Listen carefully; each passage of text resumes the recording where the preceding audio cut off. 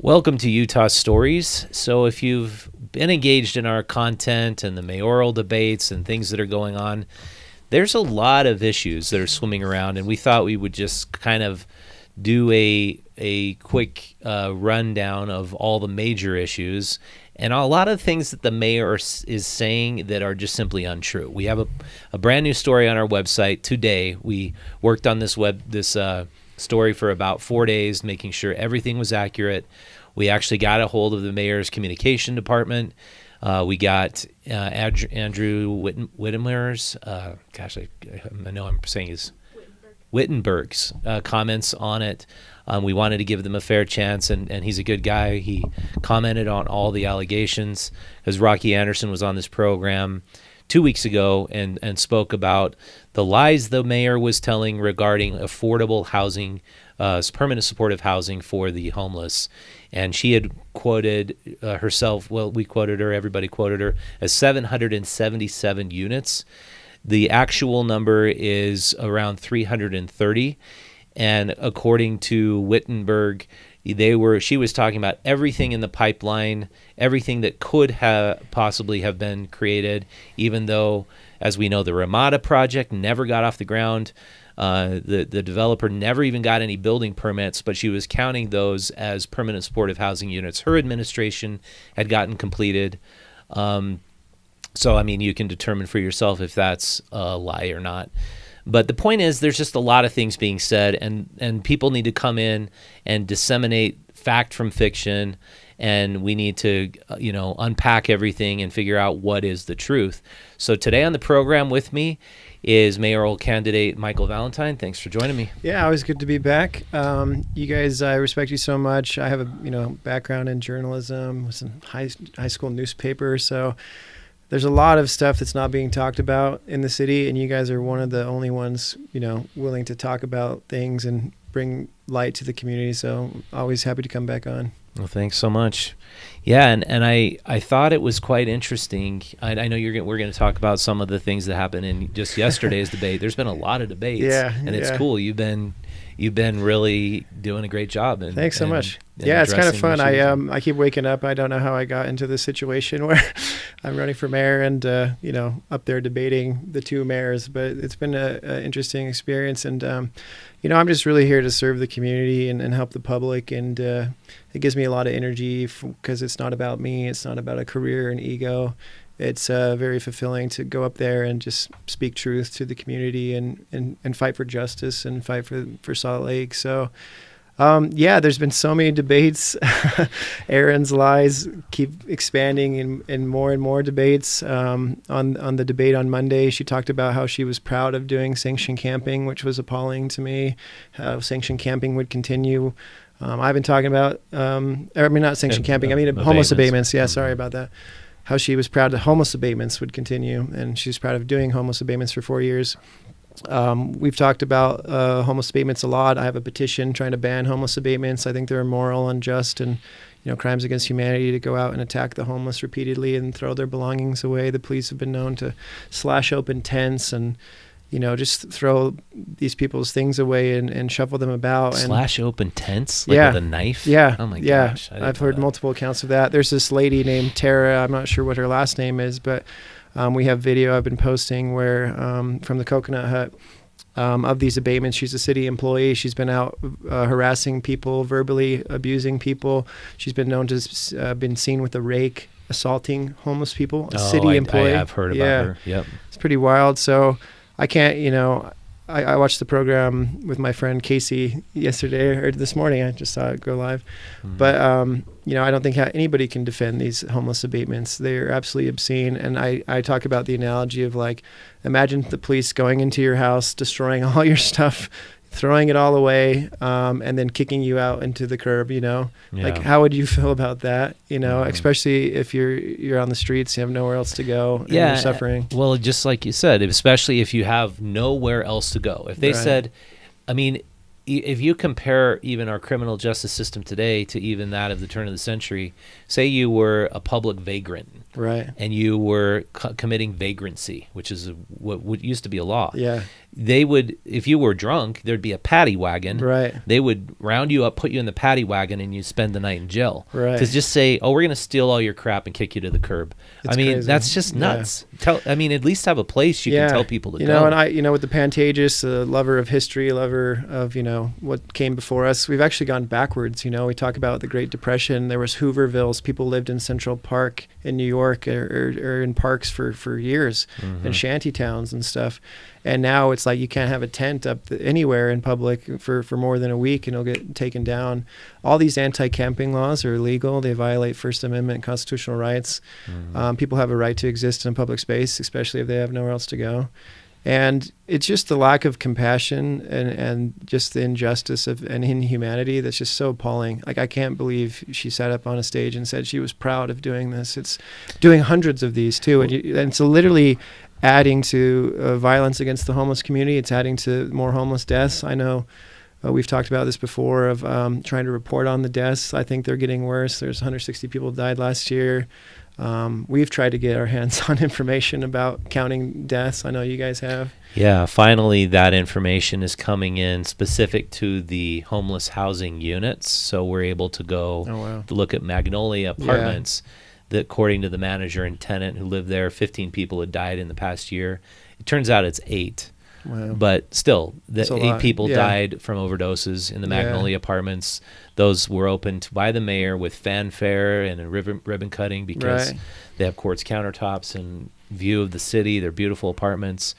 But if you're not providing those services to help people stop their addictions, it doesn't really assist them that much to just get into an apartment. Yeah. It isolates them, and they need a community to get off of their whatever drugs they're on and to improve their psychological well-being. Yeah, and I think that's a huge difference between me and the opponents right now. And I appreciate Rocky speaking out about the homeless as well. But I've personally been homeless. It's a different situation when you have gone through that. It's like you understand it at a nonverbal level. How did you become homeless? So I was homeless when I moved back to Salt Lake, and I wrote an op-ed about it in the Tribune. I moved back. I was born in Salt Lake, grew up in Logan, went to Utah State, just desperate for a better life. I moved to Salt Lake in the summer of 2012.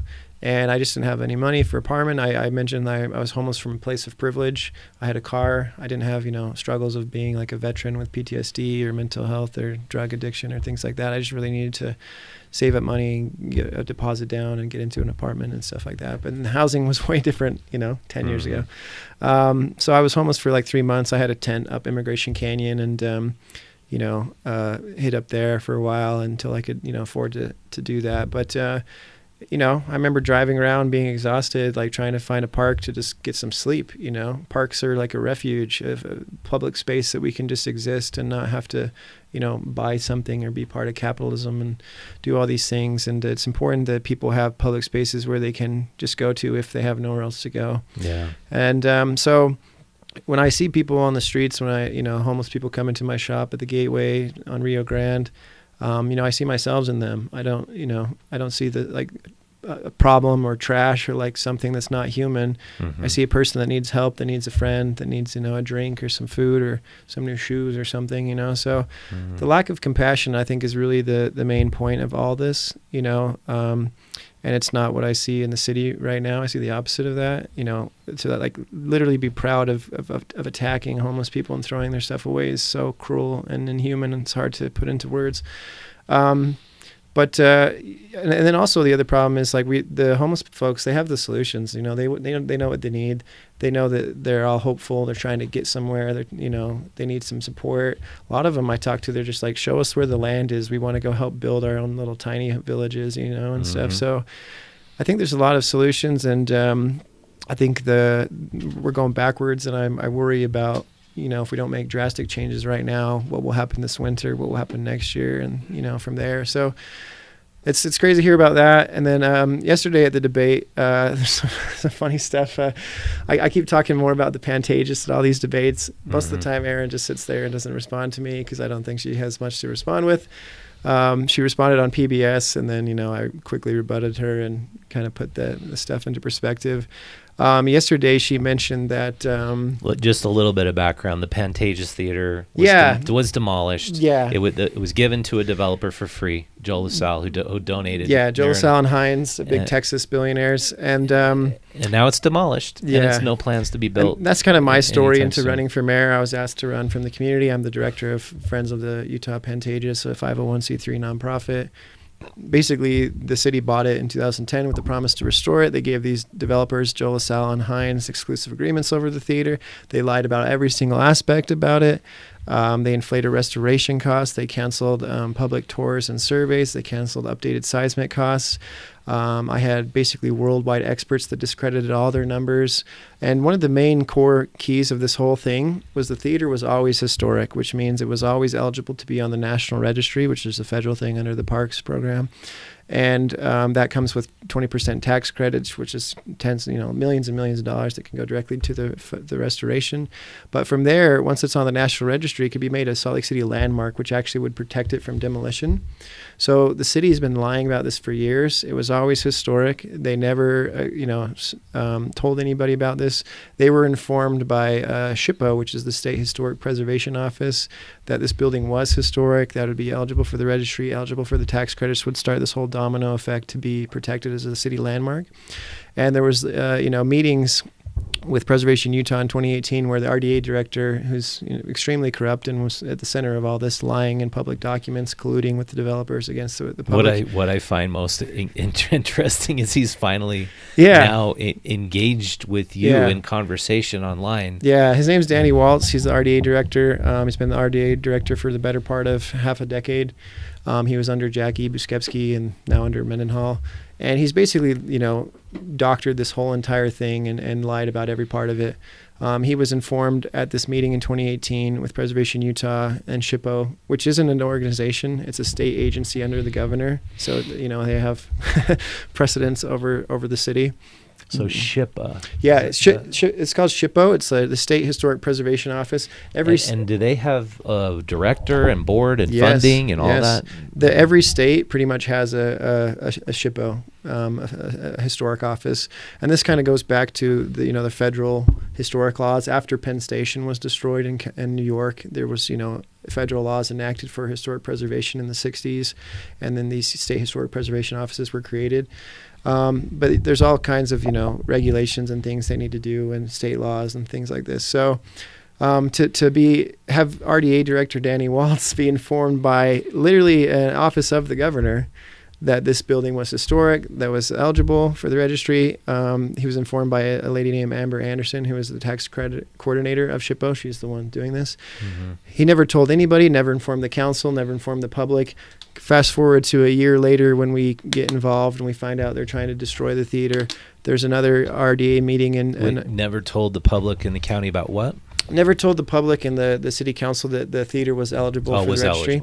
So this is is what's crazy about this. Danny Waltz, as the director of the RDA, he's a city employee, right? Mm-hmm. He's not elected to office. He's not on the city council. He's not a mayor. We like to point out those people because non-elected leaders with tons of power are a big problem in Utah. That's the problem with the gondola, with the homeless, everything. Yeah. We should be electing people who have so much power. Yeah, he's one of the most powerful city directors in the city. Mm-hmm. He's the RDA. Most people don't even know what it is, the redevelopment agency. It's responsible for, dozens of acres, so much land and money, and all these deals going on in the city.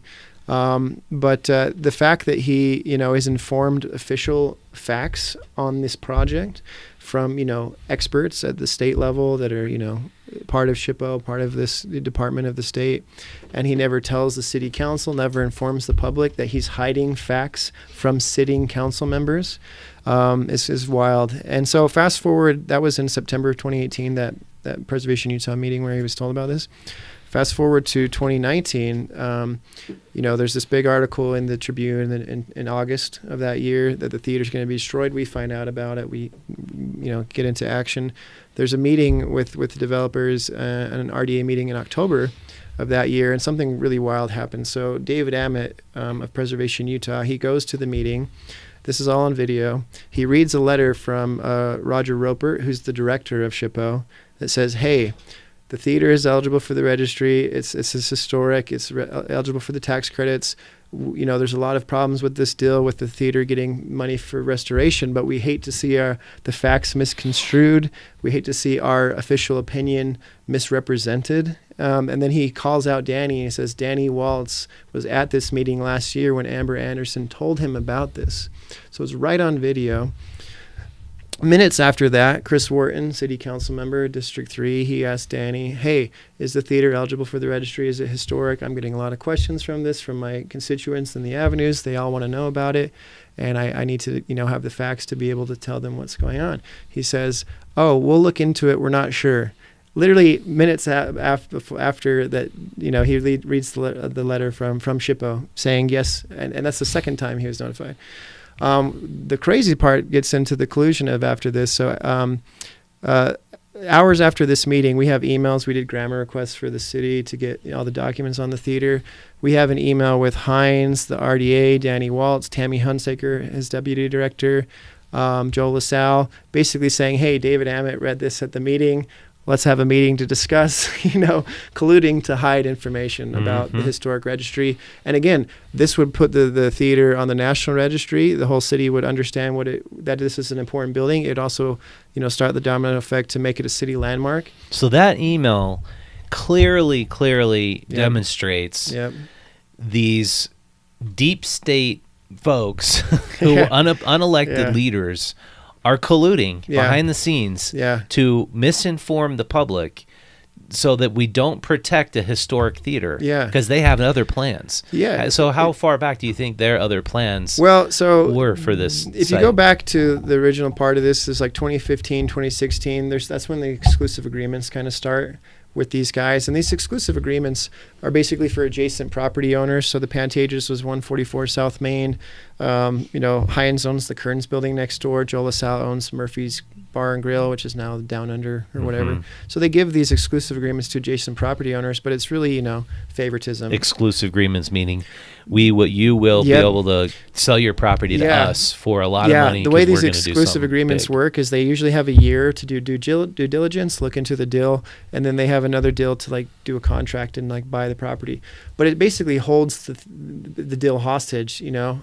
I wasn't just trying to save the theater. I was trying to buy it. I made a $500,000 offer to buy it. Wait, what holds the deal hostage? These exclusive agreements. You mean they prevent it from being developed? They have exclusive agreements over this theater. No one else can go bid on it. No one else can buy the property. No one else can be involved. Because that exclusive agreement was before anything else was done. So they have it locked for 2 years, and they actually did this twice where they had it locked from 2015 all the way to 2019.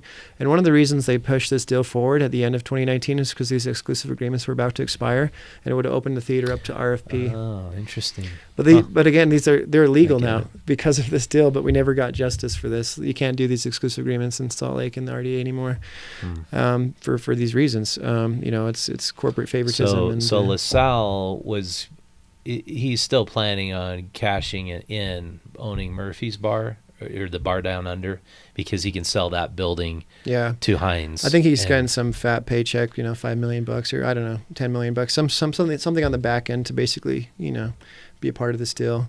Is that something you know about, or is that something you heard? Well, I'm not sure, but I imagine, he owns this property.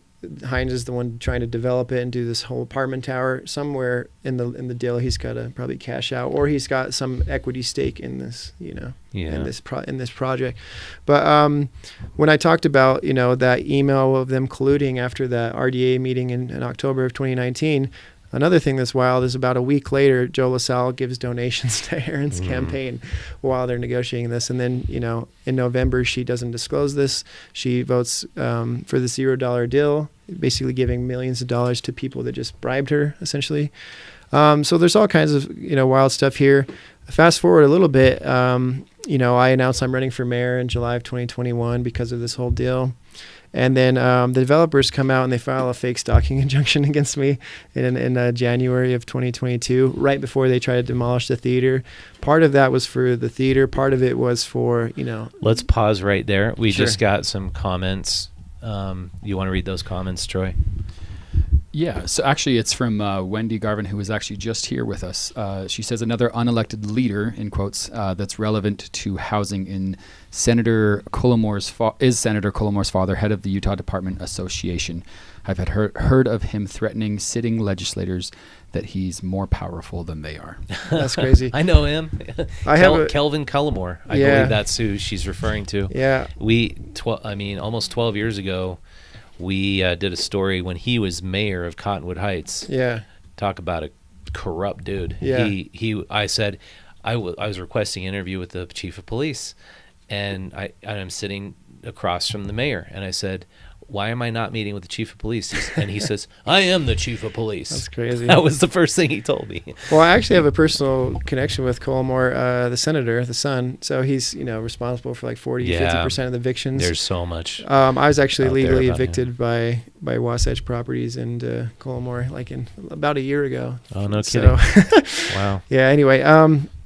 But yeah, there's so much corruption. That's one of the important things to talk about. This is talk about these things. Like I said, most people have no idea the RDA even exists. So let alone like talking about the RDA director committing all this fraud and corruption is crazy. Well, the Salt Lake City Council is supposed to be, they are supposed to be the RDA. Yeah. But they hire a guy who's just like a career dude. And he can pretty much run that like his own little fiefdom. Oh, totally. Because if you have an RDA director, what's going to prevent you from doing the back channel deals, kind of colluding with the developers? Hey, I got a property. It's I know you want to build that tower. I got this. What are we going to do?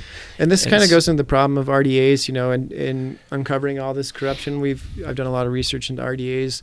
In 2011, the governor, I think I mentioned this last time, Jerry Brown in California, dissolved all 400 RDAs. They found out they were all corrupt. They call them rogue agencies and secret governments. Yeah. And they were siphoning billions and billions of dollars off of, education, public goods, into the pockets of developers. Yeah, part of that California story is you as a mayor have the power to make a neighborhood far less viable by by allowing homelessness to exist in certain areas but not other areas, enforcing no camping laws in some areas but not in others. So you can make a place dilapidated, and then the RDA can go buy it up, and then you can partner with the developer. That's what's seen a lot of the time. The RDA is supposed to be, it's supposed to attack blighted neighborhoods and fix blighted neighborhoods, but it's actually been shown, the last 50 years to cause blight. They land bank, they just let developers hold properties forever that don't get developed. And then, they give public property away to corporations. I think I kind of call the RDA like a dollar store for developers. Not only did they destroy this historic theater and commit all this corruption and fraud around it, but they also, gave $20 million of public property away to a company that manages $160 billion. One of the biggest real estate companies in the world. Absolutely. It's insane. They don't need a single penny from the city. But, so I've been fighting this for a long time. Hines and Danny Waltz and the RDA, they colluded to file the stalking injunction against me. Danny Waltz was actually on the stalking hearing, a private civil stalking hearing in the middle of the day. While he was being paid as the RDA director. Hines fabricated evidence for that stalking hearing. They claimed I was in the Kearns building, that I took a film crew in there. It never happened, because they didn't have enough evidence for stalking. They had to make a bunch of shit up. But they couldn't come out and just file defamation against me because I could just show up in court with all the facts. So they had to go for a low-hanging fruit. And, it's a slap suit where a strategic lawsuit against public participation. These lawsuits are designed to intimidate people, silence people, whistleblowers, people that are trying to, expose corruption and fight against things going on. That's interesting. I've been fighting one myself for the last almost 2 years. One of the other big ones locally, too, was the scientist Ben. I forget his name, but he was a Utah Lake guy who was fighting against them dredging the lake, and they filed this big slap suit against him, and he actually won, and it's pretty awesome and stuff. So, but yeah, I wasn't aware of that term. Yeah, but one of the people we wrote about, one of the corrupt good old boys, David Robinson, and I'll just say he's a corrupt good old boy. He was an influence peddler, working with the city council. He's been trying to sue Utah Stories and me for the last year and a half. You're doing something good if that's going on. Yeah, it's a badge of honor. And John Oliver has a whole, last week tonight, has a whole thing about slap suits that he did a couple years ago. It's really good about it. So they got hit with slap suits too, But Yeah, recently, Danny's been quiet. He's never talked about this since I was running for mayor. About a week or two ago, he started popping up on my social media, and he's basically defaming me, saying I'm lying about all this stuff. The city doctored this website. It's like SLCRDA/theater. That has this fake narrative. It's all cherry picked information. They don't even mention the RDA meeting in October of 2019 where David Ammett shows up and reads the letter and stuff. So they're trying to craft this narrative in this house of cards that this is why we did this whole deal. Michael's lying, blah, blah, blah, blah, blah, but the sad thing about that is that, it's not just me. I have experts worldwide. I have a whole trail of documents that can discredit all their things they're saying. And honestly, Danny's just worried right now because not only is he about to lose his job, but I've been calling for his full investigation. I've been calling for an investigation into Aaron Mendenhall's entire administration for some of this stuff going on. I have another deal I want to talk about in a minute about, a lot of folks around know just word of mouth that Aaron's husband's a developer and working on all these deals and things. And this Pantages isn't the only corrupt deal. Yeah. There's lots of stuff going on. And I definitely applaud all the work you've done on that because there's just not enough. We our very first segment in this show today, I talk about how there's just not enough investigative journalism going on. The papers don't have the bite they once had because the readership has declined. Yeah. And I just ask people, I really implore people, you need to stay informed and stay on top of these issues because unlike Donald Trump and Biden, these are things you can make a difference in. Well, what's so crazy about this too, man, is I was so naive. I was trying to just save the theater. We were like, oh, maybe they just don't understand what it could be. In 2019, the possibilities of doing film and having a theater district with the Echoes and Capitol and all this stuff, and then we did grammar requests in March of 2021, and we uncovered all this stuff. And like I said, I've always had a love for journalism. I was in newspaper in high school, and then I just started putting all these pieces together, and I was blown away by what we were seeing. And again, I was so naive. I thought it'd be like a movie where I would go to the Tribune and be like, here's all this information. And they would publish it and, people would be resigning and it would just explode this whole thing. But it never happened because the Tribune's been protecting her. The city council's been protecting her. She has the whole Democratic Party protecting her right now, which is why they're all endorsing her, Aaron Mendenhall and all this corruption. But it's also the reason why the Tribune was trying to keep me off that PBS debate is because they don't want me to go on and talk about this. There's absolutely a moat being built around her and her image, and they really hope that folks like you and us and what Rockies has to say doesn't actually get out there, that people don't get informed. Because they're basing their whole campaign strategy, Mendenhall's entire campaign strategy is low information voters. Yep. If you don't know what's going on, ignore and deflect. Great for us. Yeah. She's got a nice smile. She's got a nice look. Right. Vote for her if you like the status quo and if you can believe that her accomplishments when it comes to homelessness are wonderful. Yeah, and it's wild too because it's funny to see. We've done probably about half a dozen debates so far in forums. Most of the time she doesn't respond. I'm just sitting up there railing against her, and she'll her and Rocky. I noticed that she just I'm gonna stick quiet. But yesterday, she's been responding more. But let's take a little break, and when we get back, let's talk about the developer influence, especially her husband, in what she's doing. We'll take a little break. We'll be right back. Sounds good.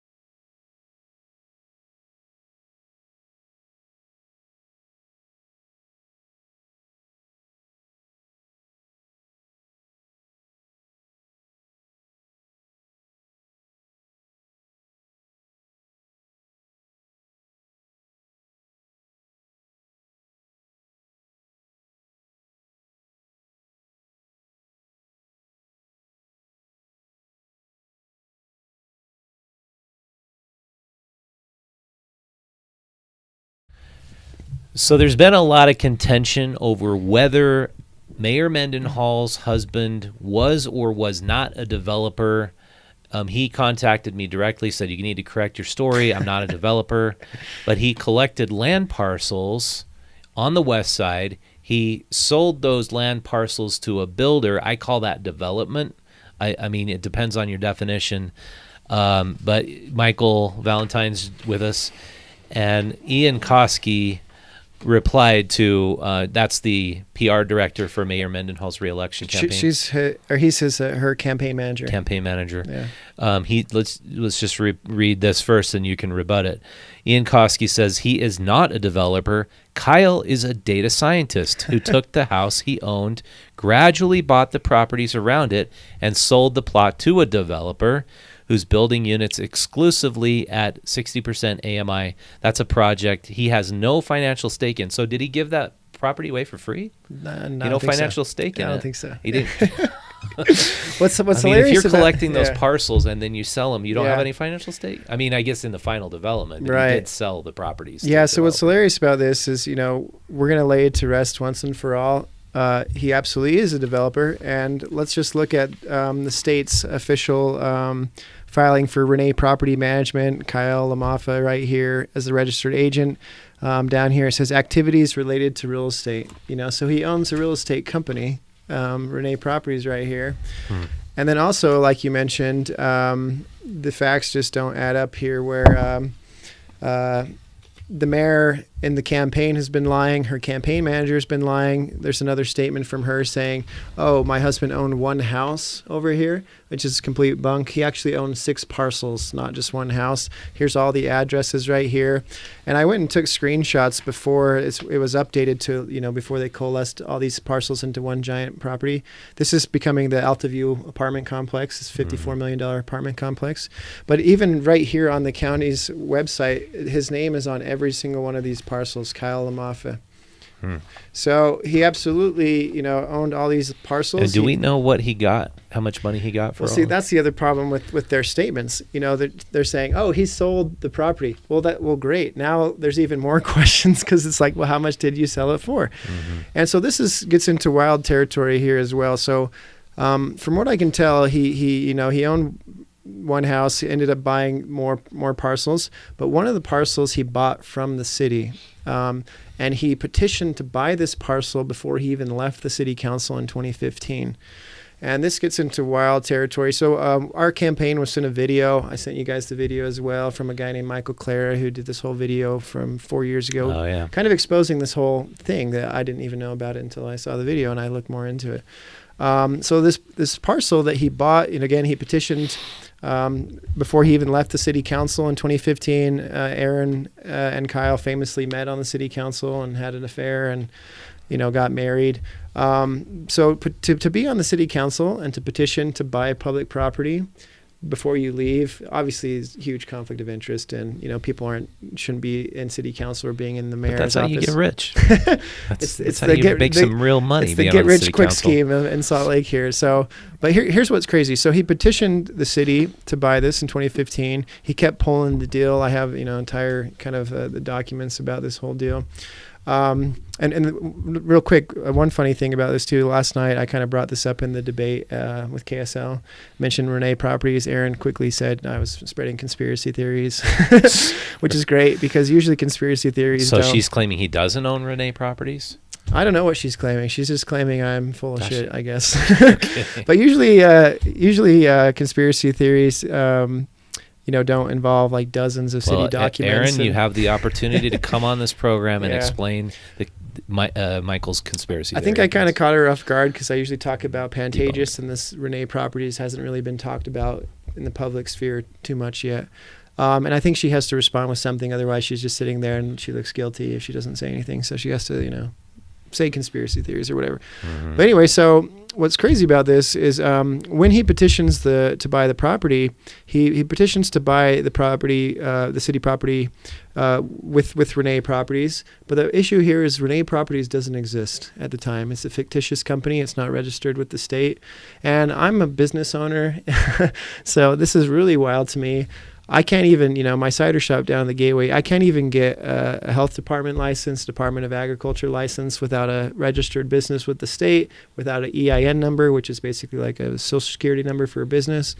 So it's crazy to me that someone could go buy a huge parcel of public property without a business. And fast forward to a little bit forward, he keeps pulling this deal. In 2018, Aaron gets reelected on the city council in that year. Her and Kyle get married. And then this is what's crazy. So this isn't a conflict of interest disclosure statement. It's signed by Erin Mendenhall in January of 2018. And she discloses, again, Renee Properties. The problem, again, here, this is official city document, a disclosure of conflict of interest statement. It's notarized, official. And this is their address, I suppose. Yeah, but again, the issue is she's disclosing Renee Properties, a company that doesn't exist. This is Erin Mendenhall committing fraud on a public document, again, disclosing what a fictitious advantage company. does he have at using a company that doesn't exist? So they're hiding their assets. That's what they're doing. They're hiding the companies Kyle owns. They're hiding what projects they're involved in. They're hiding their assets from the community. If this was disclosed and, he actually registered, it's easy to go and say, oh, look, Kyle Amafa, the city council guy, owns this still. What's going on here? It's easier to connect the dots. So he's doing all this with a company that doesn't exist. Fast forward to 2019, Erin Mendenhall, she announces she's running for mayor from the city council in March of that year. There's all these public meetings about this deal. The deal goes through in July of 2019. Now, did Renee ever get a LLC? Did it ever get registered? Yes. I'll get to that at the point. But so in July of 2019, Renee Properties ends up buying this parcel of land from the public while she's running for mayor. Again, like literally in the middle of the campaign in that summer. I have this document here showing Renee Properties finally registered. Look at the date here. Active since October 17th, 2019. They registered the company after they bought the public land, after the deal was done. Well, how can you buy a property under a business that doesn't exist? I don't know if you can. So, there's official city ordinance. There's kind of a copy here where it shows, Salt Lake City is doing business with this company, Renee Properties. I don't think it's legal because I don't know how you can do a city ordinance with a fictitious company that doesn't exist. How can you sell a parcel of land to a fake company? Wow. Have you looked into this talking to an attorney? Well, I have a little bit. I've also reported this to the Attorney General and the FBI already. So let's see if they'll investigate this. And she claims, even though she signed this letter, that Renee Properties is a conspiracy theory? I guess so. Like that her husband doesn't own it? Well, because I love to get both sides of every story, and if there's a document trail that has nothing to do with me. I'm just bringing this to light. Michael Clara brought this video to light in 2019. He's the one I learned all this from in that YouTube video. It's still on YouTube. Mm-hmm. So I think there's a funny thing where it's like shooting the messenger. I try to bring the Pantages corruption to light. Oh, Michael's just full of shit. He's lying all the time. I try to bring this to light. Again, it has nothing to do with me. I just saw this, so I'm just sharing it with the community because I'm running for mayor and I have a platform and kind of following to do this. But it gets really crazy. So this is, like I mentioned, the Altaview apartments. So let's just take this thread to where it might go. Say he did just sell the land and he's out of this deal. Okay, well, again, how much did he sell this for? He had 6 parcels of land right next to downtown Salt Lake. I have a real estate license. I'm licensed with Keller Williams and Sugar House. I've been in real estate for a long time.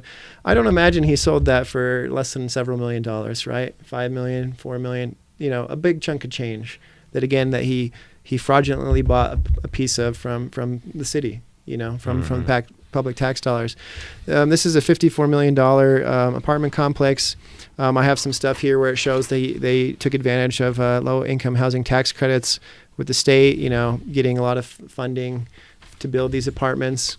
$36 million? Is that what it is? Yeah, there's all kinds of deals going on where, we're subsidizing these kinds of projects and developers just get a huge chunk of change. What's the total cost of the project? I think the whole cost is about $54 million. So that's like more than half of the cost is getting subsidized through these low-income housing tax credits, and they can borrow this money for like 30 years at low interest rates and stuff. What a great deal.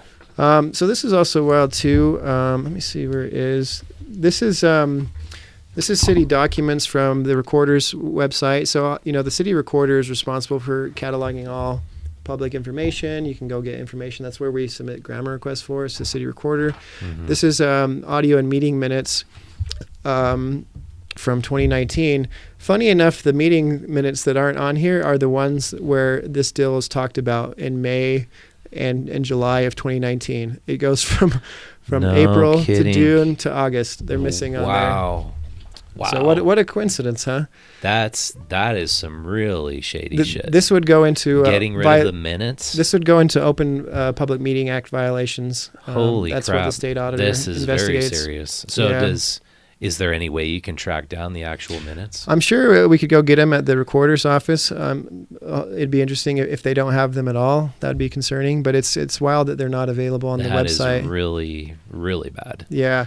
And here's what's even crazier. So, is Kyle still part of this project? Well, there's a website called Construction Journal. So it basically is a website for a lot of construction projects going on.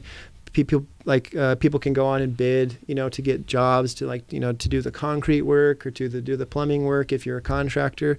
So I actually went and found out this project is on here. So I made a fake account and I went and pulled some of the construction documents. Guess whose name pops up on some of the construction documents for Altaview Apartments? La Maffa Development. So if he sold his interest in the deal, why does it say La Maffa Development on the official construction documents? Wow. And funny enough, La Maffa Development isn't a real company either. Just back to this one a second. Do you know for sure that these minutes should exist and they don't? They've been deleted? Yeah, so let me... that is really bad. Here you have a serious problem. Yeah, this is... it'd be a direct violation of Open Public Meetings Act. Somewhere I have an account of. I sent you guys a huge folder with all these documents in there. Mm-hmm. Somewhere there's public meetings and there's like two. There's these 4 public meetings. There's 2 in May where they talk about this deal of Kyle buying this land, and then in July they're in the folder I sent you. And just so it's absolutely crystal clear why this is such a conflict of interest, if your husband is a developer. Right. And he has a financial stake in a development being successful, and you're continuing abatements, right, confiscating, destroying, raiding homeless people, how in the world would you justify that policy, to the public if it weren't to protect your financial interests? Right. I mean, and obviously this is all alleged. I mean, these documents seem to prove that, but I mean, we'd have to have That's why I more reported scrutiny it of to it. the state and the FBI. It needs to be investigated and taken seriously. Yeah, it needs to be investigated. It needs to be actually One of the problems here, too, is it's not just, hey, my husband's a developer. Kyle and Aaron are married, They have a kid together. I imagine they have assets shared. If something happened to one of them, I imagine the other would inherit those assets. Mm-hmm. So it's really her family. She's involved in this deal. If something happened to Kyle, would she not inherit all of his assets? As 2 people that are married. Yeah, that's why there's a word called corruption, and that's using your political office to gain privately. So it's not like this. My husband's a developer, and I never talk to him about any of these things. I never come home and talk to him about what's going on in the city, and he doesn't talk to my RDA director, Danny Walton. This is just one deal. What else? What other projects are they working on? What do their tax returns show? What do their assets show? What else is Renee Properties part of besides this? What other companies that don't exist, like La Maffa Development? Yeah. Well, Michael, thanks for bringing this all to light. Yeah. I mean, this is actually some great work. I got to give credit to Michael Clara, who did the original video. I just kind of saw that. And I've seen his work over the years. He does some really good stuff. And, I think it's important that people know about this. I reported it and kind of went through the proper channels. But also, it's like voters have a right to know about this. We have a right to know what our mayor is doing in office. We have a right to know what our city council, what our director of planning is doing. And we have a right to have a paper trail. I mean, the paper trail is the meeting minutes to say what was or was not discussed. So these minutes should reappear and then we can talk about it. Maybe there's less going on here than we think. Maybe there's more. But if we don't have the meeting minutes, how do we know? Right. And it's like, this is kind of what I keep talking about, where it's important to talk about homelessness and all these other situations, but we need foundation first. We need to know our mayor, our city council, our elected leaders on every level of government. Are they working for us? That they're there serving us, that we have public accountability and transparency. If I went to file an ethics complaint with the city, guess where it goes to? It goes to the mayor's office. Yeah. She's investigating herself. It's like having Rudy Giuliani investigate You Trump. go back to Colomore and the Cottonwood Heights PD. I said, where's your internal affairs department? I am the internal affairs department. We have no mechanisms for, real accountability. And when I went and brought up allegations to the city council that, I was silenced, I was hushed, and I think it's really telling that this gets brought to light. And her response is, ignoring it for years with Pantages, with this, and then saying conspiracy theories, because any other innocent person, would say, hey, this is not me, this is, they would come out and defend themselves right away. Yeah. And I think it's very telling that she can't do that. They're just ignoring this. Yeah. It kind of shows motivation and shows intent. Well, Michael, good luck with your race. It's great to see you're on the debate stage with them, and that there's been so many, and the press is covering it. So it's pretty cool what you've done. Thanks so much. I just, I think most people, I'm an independent. I'm not part of political parties. I think that we can all agree that, hey, we just need people that are there to serve us, that they aren't there for a career, for money, or for their ego, but they're there to, be of public service and make the community better and help people that really need it. So well, thanks for coming on. Thanks, Appreciate man. it. Good to be here. Okay, we'll see you next time. So coming up next, we have David Ibarra, and he ran for mayor the last go around. He was on this program almost 4 years ago when he was running against Luz Escamilla and Mayor Mendenhall, and so he's coming up to talk about the failure of the policies and sort of his own initiatives. So that will be momentarily. We'll be right back. Thank you so much for watching Utah Stories and being part of our community. I really appreciate your comments, your likes, your shares, all of that stuff. Couple announcements I need to make. November 2nd, save that date. We are having a special event at Broovy Cinema Pub where we are showing 3 awesome local independent films. One is about the homeless voices, the voices of the unsheltered. We have a film about the gondola going up Little Cottonwood Canyon, how somehow it's moving forward despite nobody wanting it. And then we have a film about a young boy overcoming a speech impediment. Those 3 films will be joined by a panel discussion about homelessness. And we have an awesome panel of guests, all the people who are part of the solution to solve homelessness and the problems associated with it in downtown Salt Lake City. I strongly encourage you to go out to our website, buy a ticket for that film premiere, or become a member of Utah Stories, and we will give you a ticket with your membership. That really helps us to support our coverage, to support our local independent journalism, and to really go out and find the truth. Thanks so much for watching. I'll see you next time.